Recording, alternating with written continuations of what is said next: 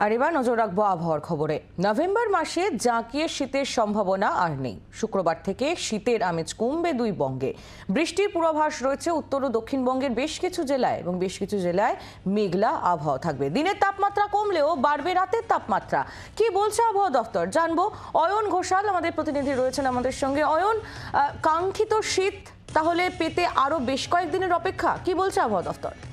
তার থেকেও যেটা গুরুত্বপূর্ণ বিষয় সেটা হচ্ছে এতদিন পর্যন্ত একাধিক আন্তর্জাতিক আবহাওয়া মডিউল ঘূর্ণিঝড় নিয়ে যে পূর্বাভাস দিয়েছিল, অবশেষে 24 ঘন্টা আগে সেই পূর্বাভাসই দিল দিল্লির মৌসুম ভবন অথবা আলিপুর আবহাওয়া দপ্তর।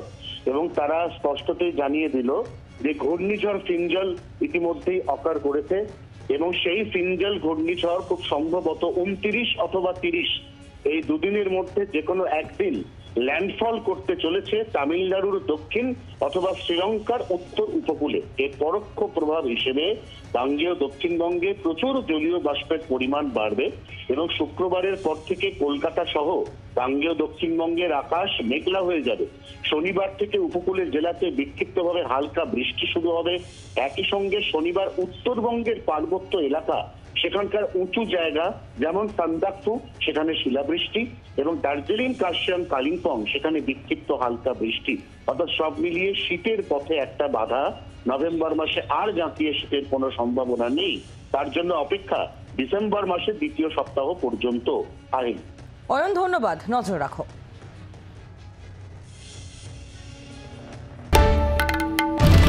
বাংলার আওয়াজ, বাঙালির আবেগ, জি 24 ঘন্টা।